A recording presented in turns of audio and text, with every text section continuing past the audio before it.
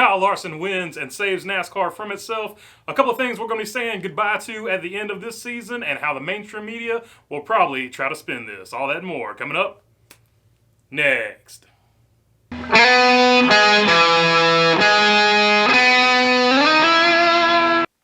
All right, before we get going here, if you're not subscribed, please feel free to subscribe. Hopefully I will earn your subscription today. All right, let's get into it. So NASCAR has done a pretty terrible job of bringing new fans into the sport, and what Kyle Larson has done has brought a lot of new fans to the sport, especially dirt track racers and people like that, open wheel people.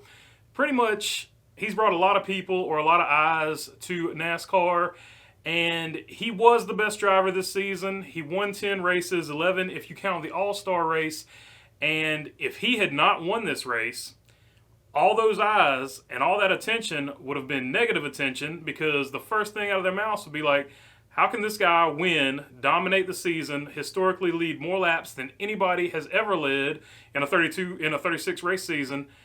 How could this guy not win? So if he had not won this race, all this attention, all this press that NASCAR is about to get, that's probably going to be mostly positive. There will be some negative. I'll get to that in a minute. Most of this positive press that he is bringing to NASCAR would have been all for naught. So really, Kyle Larson winning this race and winning the championship is a good thing for NASCAR. Now, I'm going to address how stupid this championship is in a different video. Do not have time for it in this one. This is just going to be basically a recap of the race and the main events. Now, as I said, all of the attention will not be positive. There will be some mainstream media groups, some blue hairs on Twitter, the woke PC, whatever crowd, the cancel culture crowd that we live in today. They are going to use this moment to try to spin some type of negative angle on this, not because they want to help the culture, not because they want to make things better and make things right, not because they don't realize how hard Kyle Larson has worked to improve himself and make himself a better person and to come back from a mistake. They don't care about forgiveness. They don't think anybody can improve after making a mistake.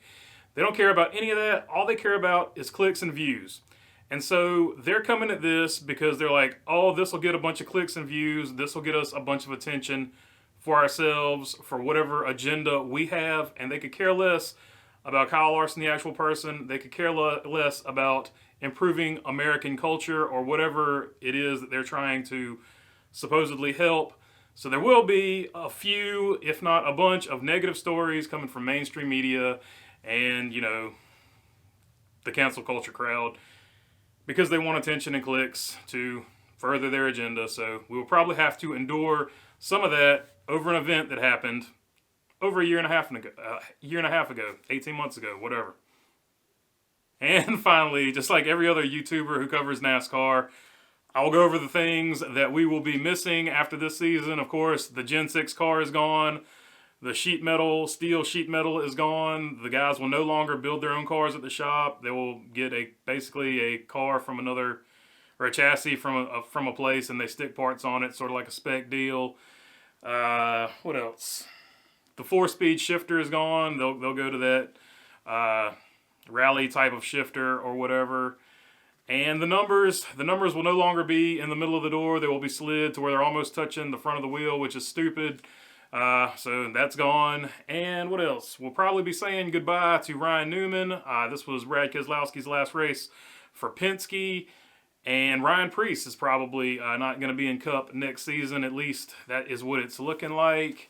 And so there will be a lot of change next season and a lot of things gone. And those, I think, are the big ones. Yeah, I think that's all I got on my list of stuff. So there is some stuff that will be different next season in NASCAR, and those are a few of the things that we'll say goodbye to. All right, now on to good race, bad race, good race. For Kyle Larson's pit crew, they got him 4 freaking spots on the last pit stop of the race, and that is basically what gave him the best shot to win. Now, he still had to drive it. He still had to hold off Truex, and he did a great job doing it. But that definitely, in my opinion, would not have been possible without his pit crew stepping up and getting him those 4 spots on pit road in the final pit stop. It was a good race for NASCAR and Kyle Larson, because obviously Kyle Larson wins the race, and it's a good thing for that because, like I said earlier, he makes NASCAR look good, because otherwise all this talk would be about how stupid NASCAR's point system is, which I'm going to make a video on that later anyway, because I still think it's stupid, even though the best guy won and the guy who I wanted to win won.